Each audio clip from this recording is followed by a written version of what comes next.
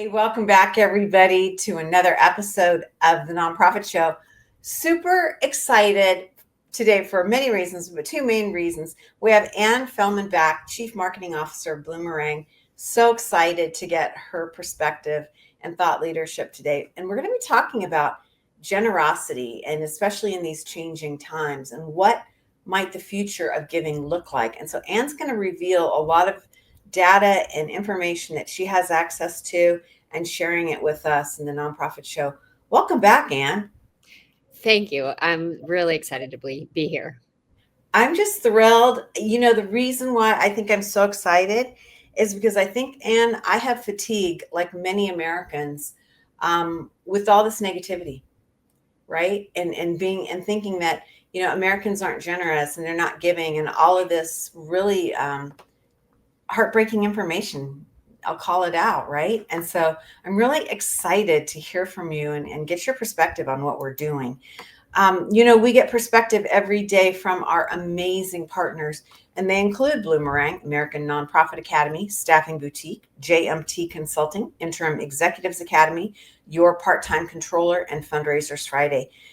Most of these folks have been with us since the beginning. We've now done more than 1,300 episodes, and we're in our 6th year of broadcasting. And so it's really exciting to welcome these folks alongside with us. I'm Julia C. Patrick, CEO of the American Nonprofit Academy, but more important, Ann Fellman, Chief Marketing Officer for Bloomerang. We are so excited that you're here. I'm absolutely thrilled to be here and excited for our conversation today. So thank you for inviting us. Okay, I told you in the green room, Ann, that I was going to put you on the spot because Bloomerang does not do a good job about talking about themselves.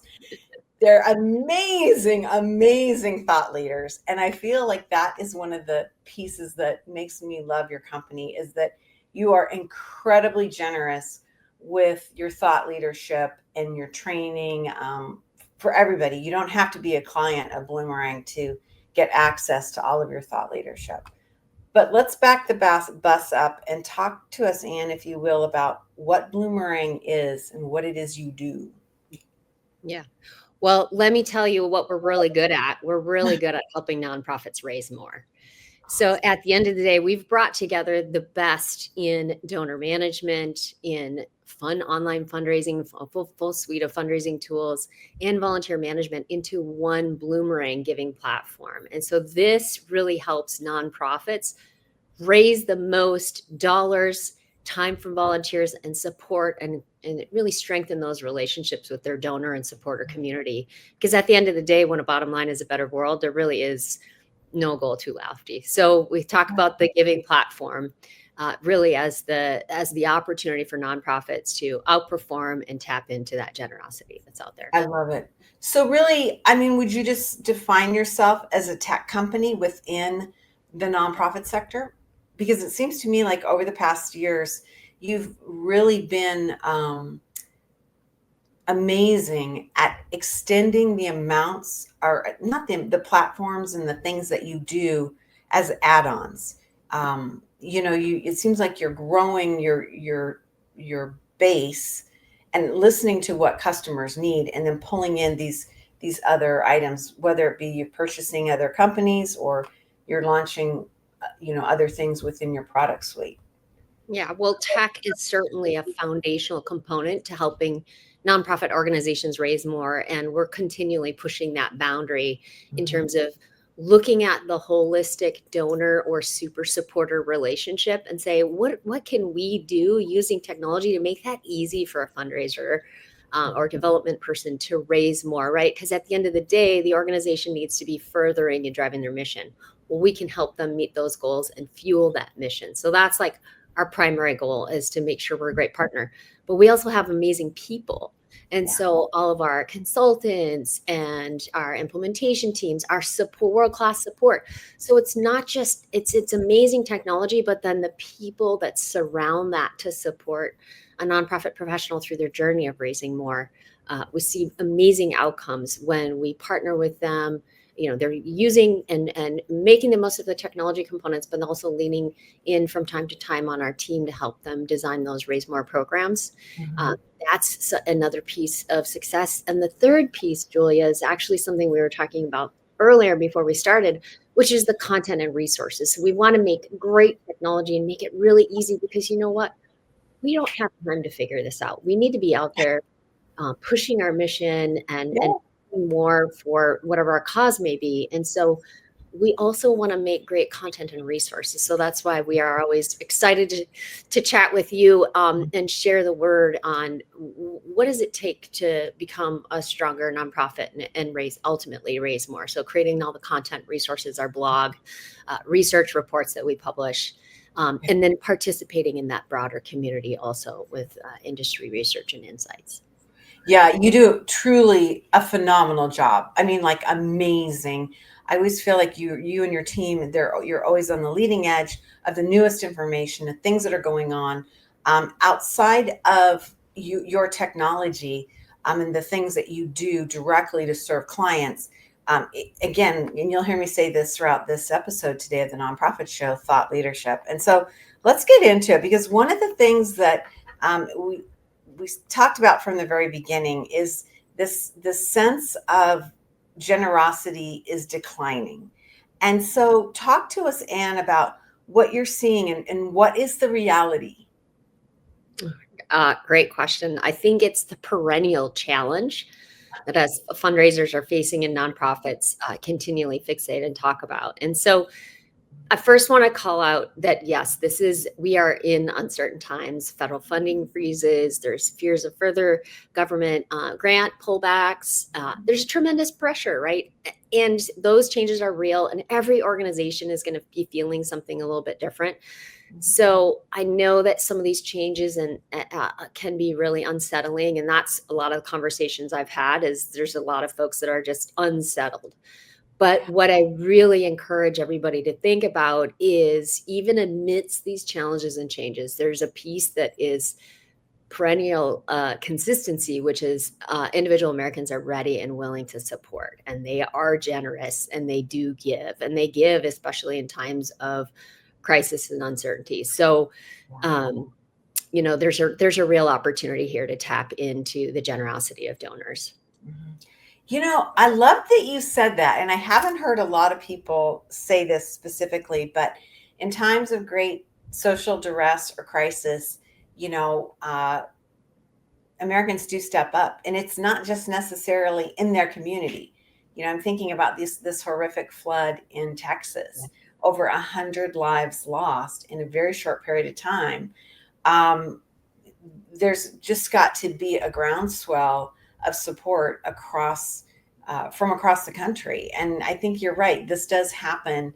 And I appreciate that you talked about unsettled behaviors or environments that impact behavior, and that maybe it's more temporary than we think. It's easy to fall into that sense that it's going to be bad forever, right? Right. And I think, so let's look at the data first and foremost, that giving from individuals continually, time and time, year over year, continues to grow. And so Giving USA's 2024 report, the full report's going to be released next week on July 15th. But they've released the initial highlights, which is individuals will show up for the causes they care about. Individual giving right now represents 66% of overall charitable giving in 2024. And that's 74% when you layer in bequests. So we're talking about giving that's $592.5 billion in 2024. And 66% of that comes from the individual donor. So we have to keep in mind, as much as the landscape is shifting underneath our feet, there is a core here that we want to make sure we have the opportunity to remember and lean into and tap into and communicate with. So generosity is not going away, but it is changing for sure. Right. Well, let's get on to that and how things are transforming. What are some of these impacts that are changing how we need to be thinking about generosity? What is it that you're seeing? Well, one of the things is obviously the generational wealth transfer, something that, is probably not a new topic to your listeners today, but there's $70 trillion of wealth transfer over the next 2 decades that is happening. So there's a lot of transitioning happening. So that's one trend and thing that we need to be tapping into. So perhaps your donor, think about that donor and where are they at in their life cycle? Are they going to potentially be going through a transfer of wealth soon? So how are you connecting with others in their family, or how are you leaning in for planned gifts, bequests, and other things like that? So understand and have a strategy and plan around what are we going to do there with the wealth transfer, and how do we continue to drive, generational support. So that's really, really important. It's important too to make a case for why their work really deserves unrestricted support. And especially in this time, there's so much demand. The increase is going to grow 35%. There's some recent studies out there that's saying that demand for services is increasing, but there's a real opportunity here. So making sure we tap into unrestricted support and be clear about the full cost of impact. Transparency, being really clear about your gaps, what you need, the demands on your mission and your services and your programs. Be really clear about what you need to deliver that. Because when you do that, we see time and time again that the organizations that are very transparent about talking about that do raise more. Interesting. Yeah. I think, first of all, this transference of wealth, I think it needs to be said, we are in it now. This isn't a future thing. This isn't something in the back. We are in it now. And then it's going to change. And I don't want to say it's going to close, but in the history of our country, it may never come again, because of all of these things that have occurred. Many, many things have occurred to create this shift in demographics and in finance. So I love that you started that off. And I love that you said you need to be planning for it and not just, hope is not a strategy, as they say, right? Right. Thoughtful. And I mean, this is like kind of an off the wall question, but what is your sense of how many nonprofits? We go by the number 1.8 million registered nonprofits in our nation. How many of those nonprofits do you think are even thinking about planned giving? Before you say not enough, I mean, that would be my answer. But I mean, I don't feel, Ann, like I'm hearing about it enough. I guess that's it's a hard topic, right? It is morbid. It's a hard topic, but at the end of the day, I think there's, again, having strong relationships with your donors. So making sure that you're having direct, transparent communication and regular, frequent communication. So we did a recent study on mission retainable, and the challenge is 65% of your donors value that answered the survey said, I really value very frequent impact update reports, right? And then on the flip side, only 36% said that they were actually doing, regular impact updates. So again, that is a great vehicle through which you can establish that relationship and rapport so that you could have that hard conversation around planned giving and what that means. But that's going to be a really important component in this generational wealth transfer. Here's the deal. What the organizations that my parents care about might be different than the ones that I care about. Exactly. And so, I think that's it. Yeah. Yeah. So planned giving is going to be a really important component so that they can support that after the fact, but then also work on different ways to introduce family members into the supporter community that you have, and see if we can't learn, create an opportunity to educate and inspire the next generation of donors. Because the one thing that I know that nonprofits are really, really good at is telling amazing stories that inspire people to give. What fundraisers do is really, really hard, and they do it very well. So tap into those strengths and those gifts of telling your story and impact and inspire that next generation of donors that's coming up. I love that you said that, because I agree with you. I think you need to draw that arc for multi-generational giving, because that is so powerful. right? That's just so powerful. And you are building a more sustainable pipeline um, going forward. And nonprofits change too. I mean, the missions that they start off with, especially as they age and they move through different cycles of their existence, sometimes that changes. And that might mean that their supporters need to understand what those changes look like as well. Yeah. And some things might resonate with a younger demographic than others. Right. So that's one piece. Another piece, Julia, that I want to highlight, that I call it the meaty middle: recurring gifts. Recurring gifts is something that I chatted with, had a couple of different sessions at AFP Icon earlier this year, and the monthly, modest monthly contributions can be really meaningful. So I asked the group, how many of you have a recurring gift program?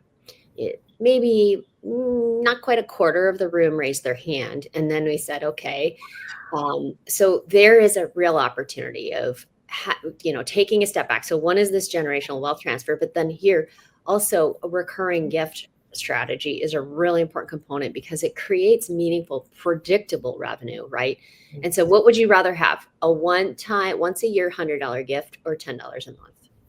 Exactly. Isn't Exactly. that what we've seen in supporting our customers, the nonprofits that we serve, like helping them raise more? This has been a really meaningful component of, you look over 1 year, 2 years, 5 years, all of a sudden there's a significant growth to their fundraising outcomes just by the recurring gift program. So Right. really, really important. So these donors, they're foundational. And so having a multi-layered approach to how we can tap into their generosity, it's really powerful. It is, and I think that I'm so appreciative that you brought that up, because I think a lot of times, especially when you're a new fundraiser, or maybe you're feeling like the wolves are at the door and you got to save your organization kind of thing, which is a horrible place to be. But there's this sense of, I just need to meet the right rich person and they're going to write me the check and it'll all be solved, right? Versus this being more thoughtful, slow the cadence down, but be consistent. It's not as sexy as a big gift, right? Right. And the big gift is really exciting. So it's interesting. There's many organizations that have a major gifts officer, right? And then, but now ask yourselves, do we have a mid-level or a recurring gifts officer or director? And Yeah. let's start to put some intentionality behind that, because when we do, again, the raise more outcomes are so much better. And you know what? It's something that is working consistently. It's what I would call evergreen. It's working consistently in the background, and it's predictable and sustainable. And so it's a real opportunity for us to make a difference and not feel like we're running on the hamster wheel continually, right? So the technology can really help you stay up to date on that and tap into that recurring gift program. Okay, I've been in this, ecosystem for many, many decades. I have never, ever, ever come across an organization that had a monthly giving officer or somebody that championed it. I love, love, love that idea, because you get what you focus on. I mean, that's kind of like rule number one of success, right? So, Right. wow, what a great, great idea. That's awesome. Topic for another conversation. Yeah, I'm like, note to self. Yeah, that is just brilliant. I think, especially, Anne, with um, technology, the opportunities to navigate that, and I think the mindset of these next gen donors, it's just such a natural way to get involved with philanthropy for them. Mhm, mhm. Yeah, it's a nice stepping stone into making a gift, and maybe making a gift that is a bit more manageable for them. And depending on what their budget is, you can have a wide range. And so there's a very natural place to start in looking at your donor population. But even things like your online forms, what we see is we see conversion rates of upwards of 30% improvement over not using you can look at things like the default is a recurring and ask for, would you be interested instead of $100? Would you be interested in doing $10 a month? Right. There's the technologies are there to help you make that really, really easy and make that transition. Yeah, I love that. Okay, that's going to be the new thing I preach on this year. I think that's just like so ding dang smart. And why haven't we thought of that? I mean, you've thought of that obviously, but I mean, we're not seeing that. And Yeah. so really interesting. Well, let's, before we let you go, because what you just brought up is something part of strategy. And we were talking in the green room that, hope is not a strategy.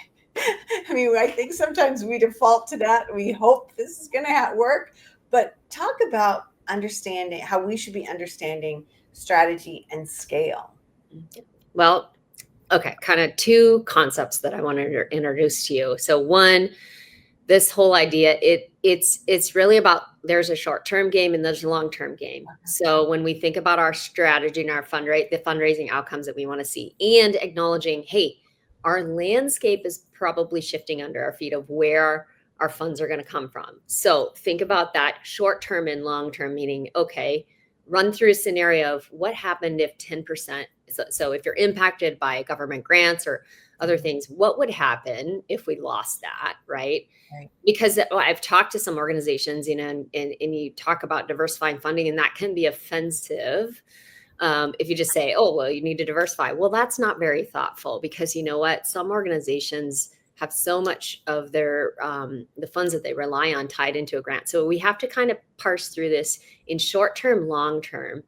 And I learned this really good insight from a nonprofit consultant of, think about how you're going to close those gaps, short term, long term, and reprioritize your programming and your work. What is your must do? What is your should do? You should be doing this, right? From a programming or what you want to deliver.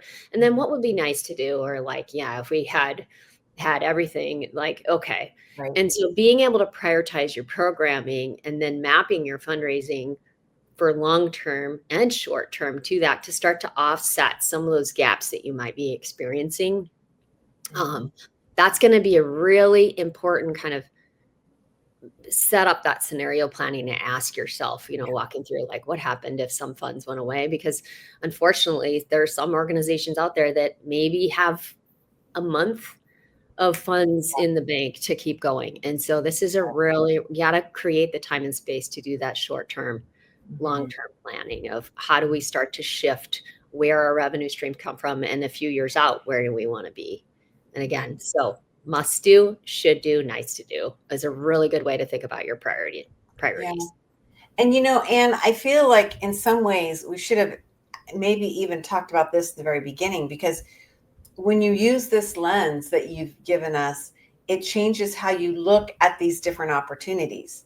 The major gifts officer, the benevolent transfer of, generational wealth, monthly giving, all of these things make a lot more sense, or not sense, but they become more important if you understand kind of where you could be going.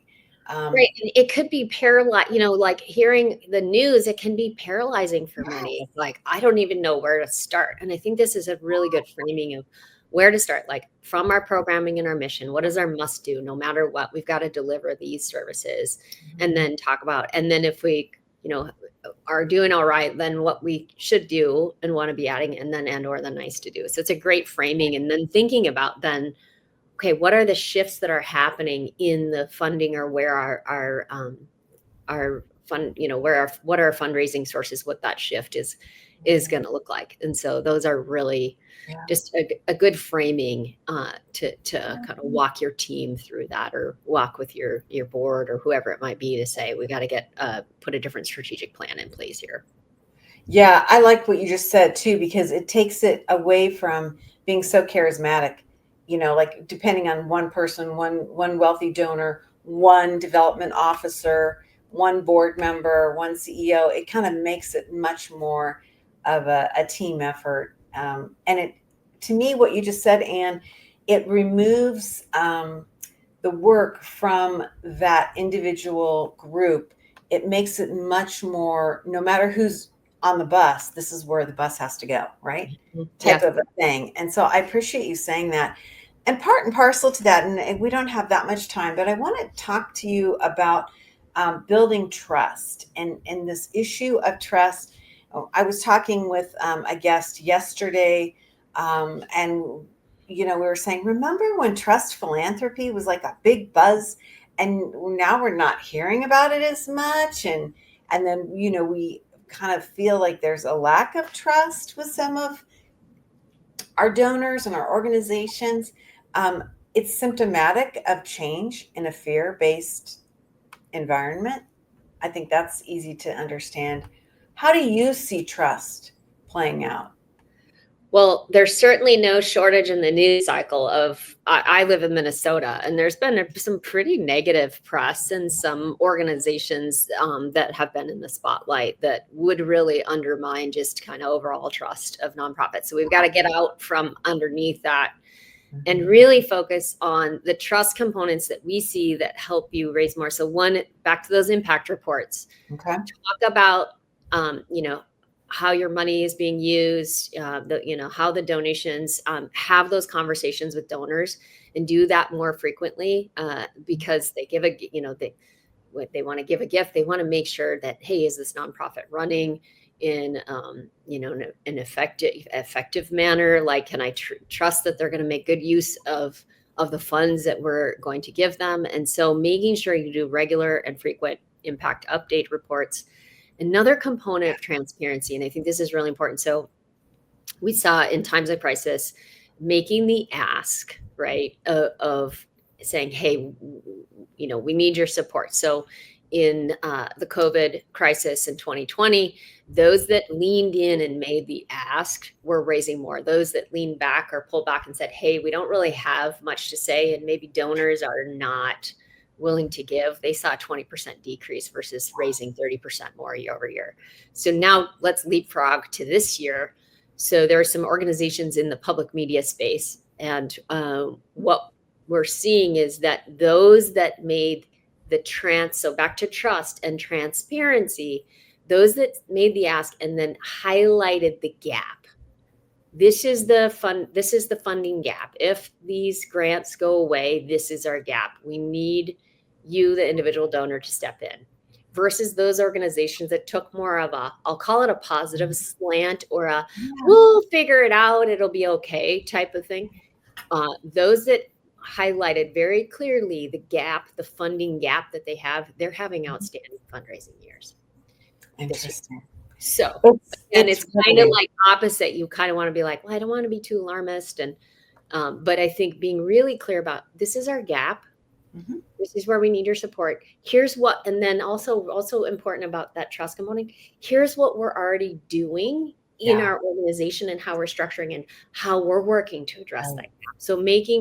So that's where that trust piece is talk about the gap, but also talk about what you're doing as a responsible nonprofit to say, these are the things that we're also doing to address and make sure that we can deliver our programming that's so important to the community. Yeah. Well, as you said, right out the gate, it's the issue of impact and how we communicate and how we share what's going on. How Bloomerang shares with us in our sector is amazing. Ann Fellman, you are a marvel. I am so thrilled. I don't know if I should report this or whatever, but you came to us today from San Diego, where you are at the Giving USA board meeting. Mm-hmm. Yep, and they have their annual conference. So lots of insights and learning and collaboration, because I think it takes all of us working together to really, raise the bar when it comes to better outcomes for nonprofits. So. Right. Well, and you and your team do a beautiful, beautiful job at this. And we are thrilled that you would come on the Nonprofit Show and share all this information. Ann Fellman, Chief Marketing Officer at Bloomerang. Learn more about some of these things that Ann has been talking about at bloomerang.com. And there you can access so much of their research, their thought leadership. They have training videos. They're not just about their product. It's about the general aspect of our sector that we're all so committed to. And I can't think of another place where you can go and get this type of information and not be a client, right? I mean, or a student of an organization. You can get access to information that would cost you thousands upon thousands of dollars plus time if you were trying to source this yourself. So I can't say enough about it. It's really a remarkable opportunity to get yourself thinking and strategizing in the right direction. We have amazing partners that strategize with us, and they include Bloomerang, American Nonprofit Academy, Staffing Boutique, JMT Consulting, Interim Executives Academy, Your Part-Time Controller, and Fundraisers Friday, our new episodes on Fridays just dedicated to those fundraisers out there. And this has been amazing. Thank you so much. Julia, thank you. And parting words to all the nonprofit leaders out there, let's not be discouraged by the headlines about fatigue and uncertainty. There is generosity. It's alive and well. So it's time to us to all work together to reconnect how we work with donors, build trust, and strengthen those relationships. So Julia, as always, thank you so much for the time today, and hope you have a great day. Oh my gosh, my day is fabulous already just from this conversation. We end each and every episode of the Nonprofit Show with this mantra. And today it means something completely different to me because of what you just said, Ann Fellman, about looking towards the opportunity and the generosity and not being consumed by negative headlines, as you said. And the message is this: to stay well so you can do well. Thanks, everyone.